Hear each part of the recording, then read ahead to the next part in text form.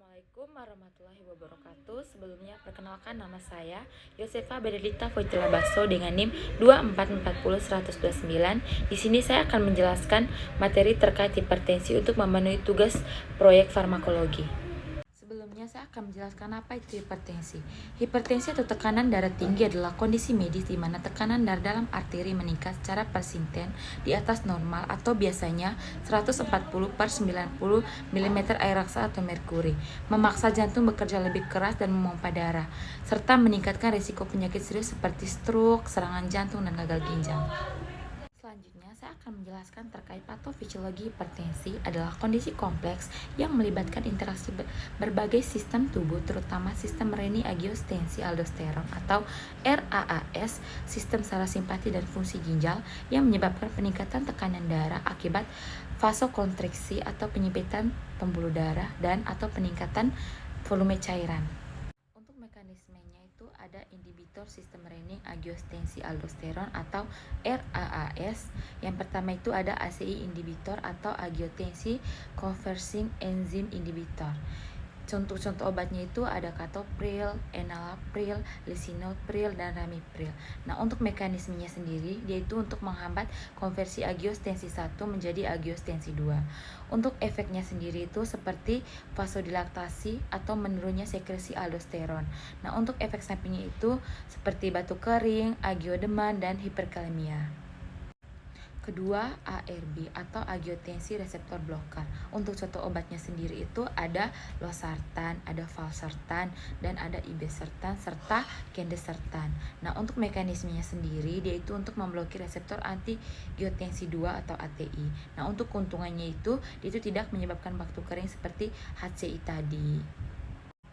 Yang ketiga itu ada renin inhibitor. Untuk contoh obatnya sendiri itu ada aliskiren. Untuk mekanismenya sendiri yaitu untuk menghambat renin secara langsung atau diawali sistem RAAS.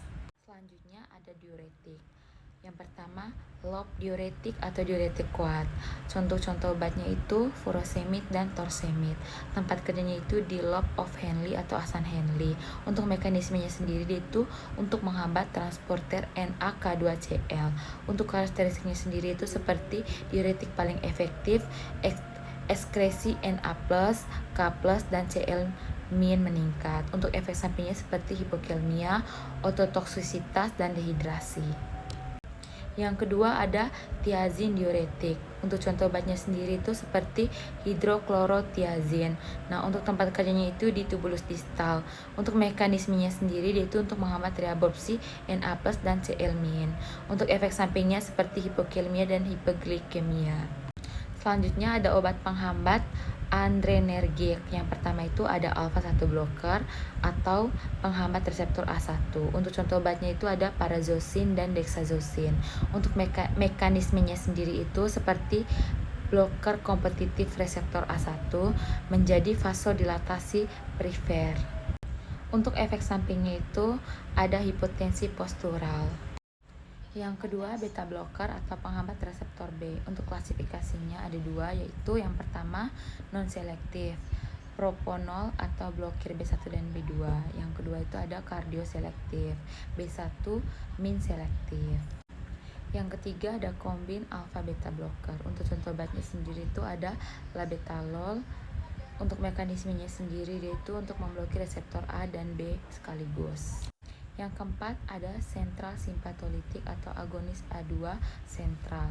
Nah, untuk contoh obatnya sendiri itu yaitu ada kolidin dan metidopa. Untuk mekanismenya sendiri yaitu aktivasi reseptor A2 di SPP dibawa ke outflow simpati.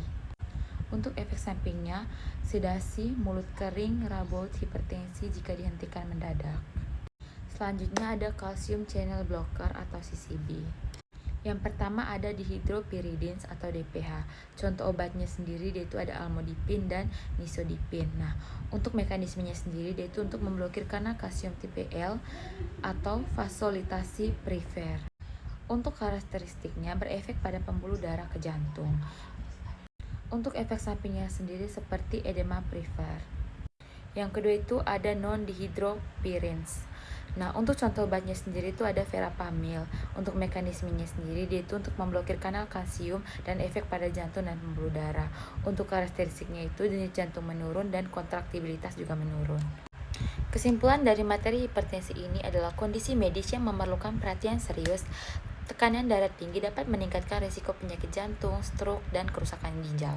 Namun, dengan pengolahan yang tepat, kita dapat mengontrol hipertensi dan meningkatkan kualitas hidup. Kontrol tekanan darah, gaya hidup sehat, dan mengurangi stres adalah kunci untuk mengatasi hipertensi.